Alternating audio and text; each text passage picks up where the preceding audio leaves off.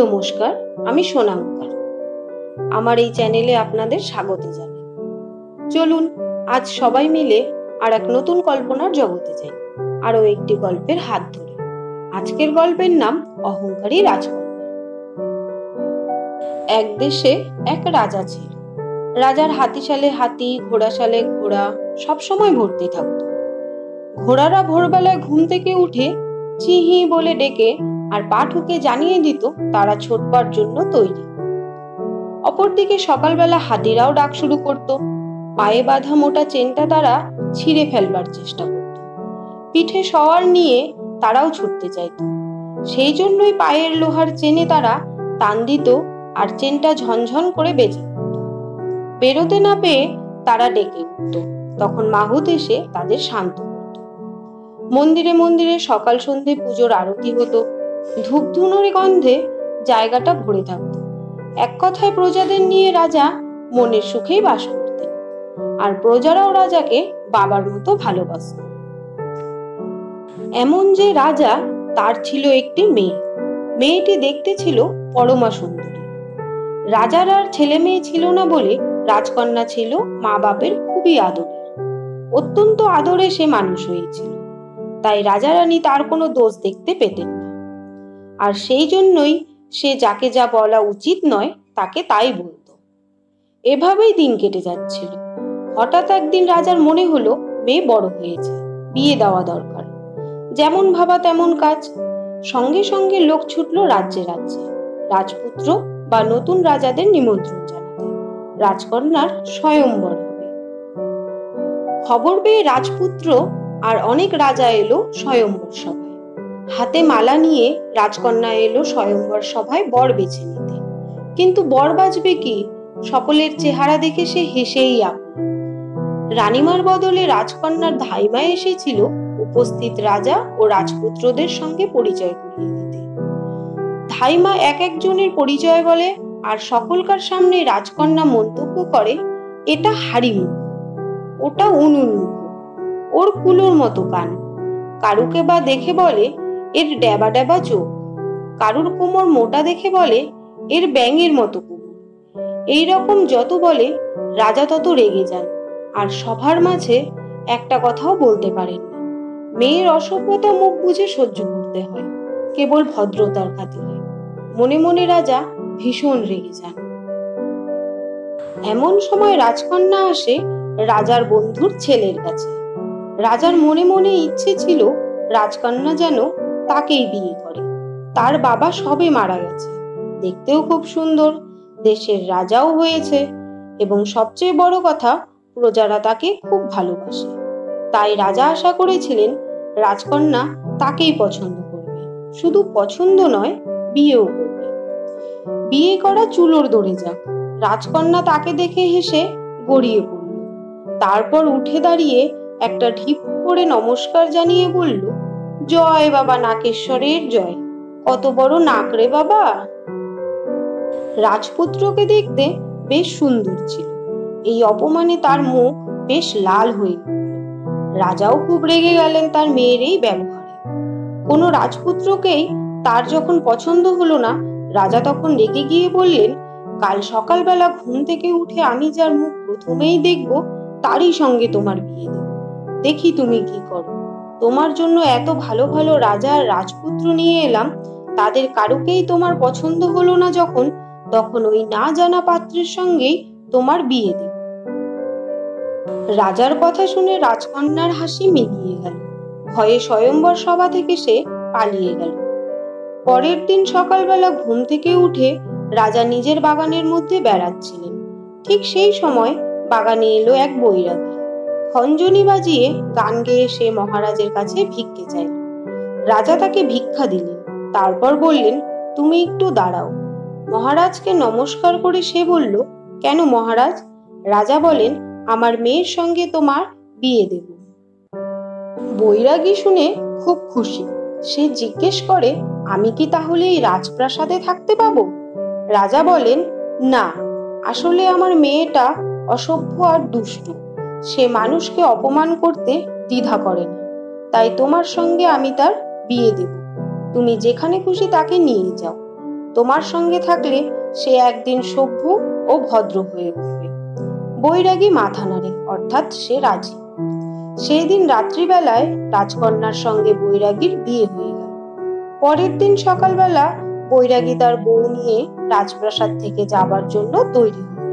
রাজকন্যাও স্বামীর সঙ্গে যাবে।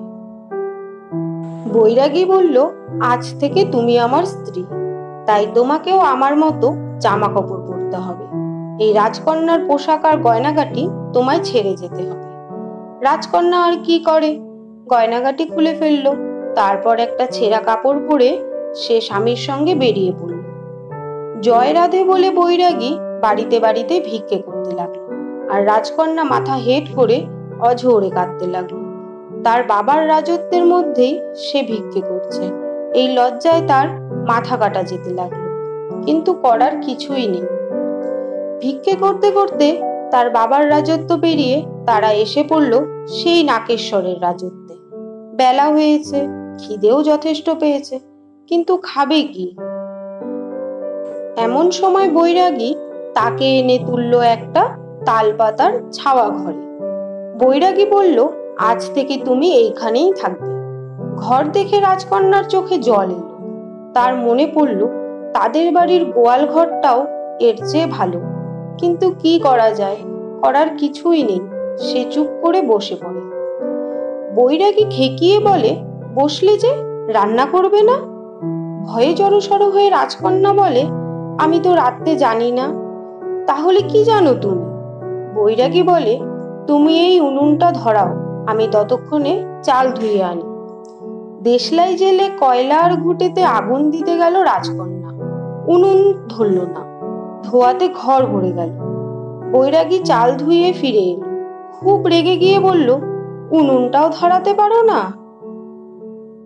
মুখ নিচু করে রাজকন্যা বৈরাগীর বকুনি হজম করে। বৈরাগী বলে, সরো, আমি উনুন ধরিয়ে দিচ্ছি, বলে সে উনুন ধরালো। এবার সে রাজকন্যাকে বলল, ওখানে মাটির হাঁড়ি আছে, হাঁড়িতে চাল দিয়ে দাও। ভাত হয়ে গেলে আমরা দুজনে ভাগ করে খাবো। কিন্তু ভাত খেতে গিয়ে দেখা গেল ভাত মোটেই সেদ্ধ হয়নি, সেটা চালেরই নামান্তর। বৈরাগী বলল, ভাত খাবে, সেদ্ধ করতে জানো না। রাজকন্যা কি বলবে, মুখ নিচু করে থাকে। পরের দিন ঘুম থেকে উঠে বৈরাগী বলল, তুমি তো রাঁধতে পারো না, ভিক্ষে করতে গেলেও তোমার লজ্জা করে, তার চেয়ে বরং তোমাকে আমি হাঁড়ি কুড়ি কিনে দিচ্ছি, তুমি বাজারে ধারে বসে বিক্রি করো। রাজকন্যা ছেঁড়া আর ময়লা কাপড় পরে বাজারের ধারে বসে হাঁড়ি বিক্রি করতে লাগলো। সেদিন তার মন্দ বিক্রি হলো না, আটা নাকি 1 আনা তার লাভও হলো। তাই দেখে বৈরাগী খুশি হয়ে বলল, এই কাজটা দেখছি তুমি পারবে। সকালবেলা হাঁড়ি বিক্রি করবে, আর দুপুরবেলা পাশের কুমোরের কাছে গিয়ে হাঁড়ি কি করে তৈরি করতে হয় তা শিখবে। পরের দিন সে গেল কুমোরের কাছে হাঁড়ি তৈরি করা শিখতে, কিন্তু কুমোর যেই তাকে বলল চেচারি বেঁকিয়ে মাটি সোজা করতে হবে, ভয়ে সে শুকিয়ে গেল। চেচারি বেঁকিয়ে তৈরি করতে গিয়ে তার হাত কেটে রক্ত পড়তে লাগলো। কুমোরের চাকা সে তো নাড়াতেই পারল না। বৈরাগী শুনে রেগে গিয়ে বলল, এটুকুও পারলে না? যাক, তাহলে হাঁড়ি বিক্রি করো। রাজকন্যা হাঁড়ি বিক্রি করতে করতে তার বেশ অভ্যেসও হয়ে গেল। কিন্তু একদিন সে পড়ল মুশকিলে। বাজারের কোণে রাস্তার ধারে সে হাঁড়িকুড়ি সাজিয়ে বসেছিল। হঠাৎ কোনো দেশের রাজপুত্র সেই রাস্তা দিয়ে যাচ্ছিল। ঘোড়াটা হঠাৎ ক্ষেপে গিয়ে তার হাঁড়িকুড়ির ওপর এসে পড়ল। ঘোড়ার লাথি লেগে হাঁড়িকুড়ি সব ছড়িয়ে পড়ল। তারপর সেগুলো খান খান হয়ে ভেঙে গেল। ঘোড়াটাকে কোনো রকম ভাবে সামলে রাজপুত্র সেখান থেকে চলে গেল, আর রাজকন্যা তার ভাঙা হাঁড়ি কলসির দিকে চেয়ে ডুকরে কেঁদে উঠল। কাঁদতে কাঁদতে সে বাড়িতে ফিরল। বৈরাগী সব শুনে বলল, তোমার দ্বারা এ কাজও হলো না? যে নিজের হাঁড়িকুড়ি সামলাতে পারে না, টাকা ধার করে ওসব কিনে দোকানে বসিয়ে আর লাভ কি? এ কথা শুনে রাজকন্যার মনে আরো দুঃখ হল। সত্যি কি সে এত বড় অপদার্থ? দুনিয়ার কোনো কাজই কি আমার দ্বারা হবে না?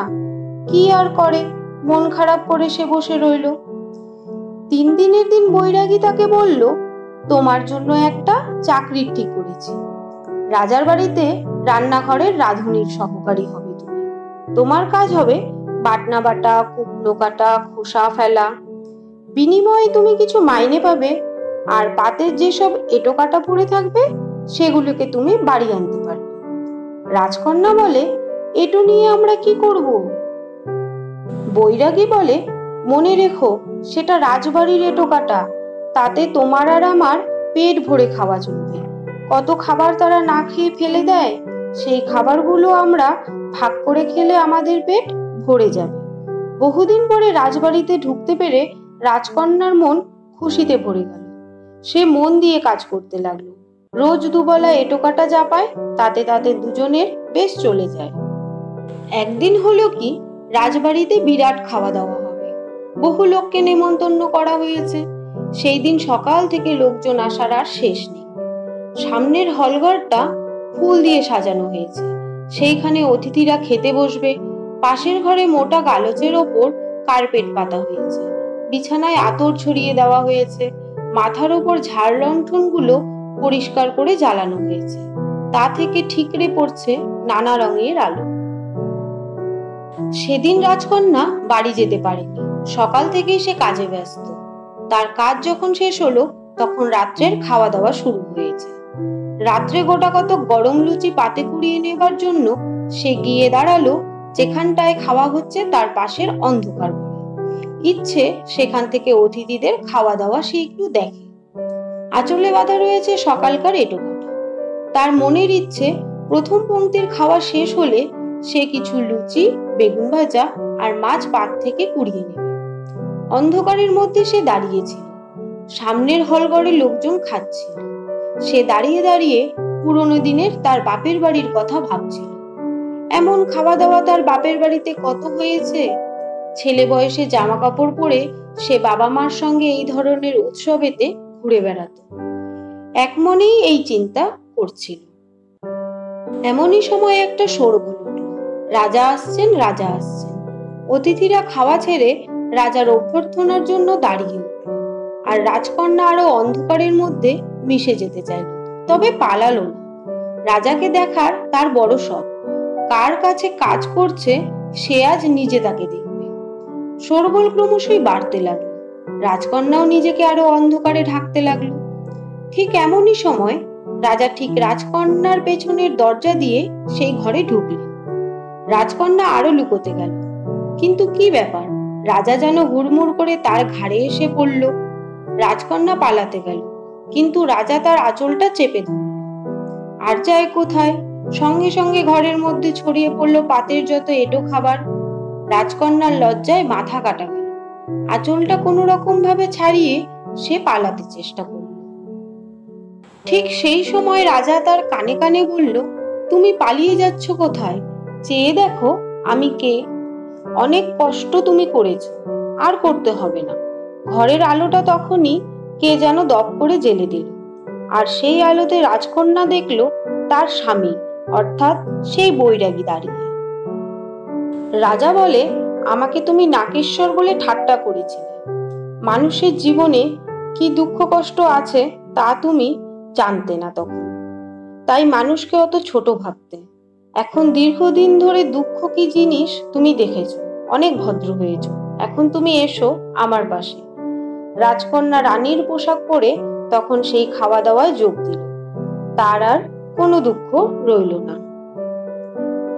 আমার গল্পটি ফুরলো, নোটে গাছটি মুড়ল। আমার এই প্রচেষ্টাটি আপনাদের কেমন লাগলো কমেন্টের মাধ্যমে অবশ্যই জানাবেন। যদি ভালো লেগে থাকে একটা লাইক ও সাবস্ক্রাইব করে দেবেন। ধন্যবাদ।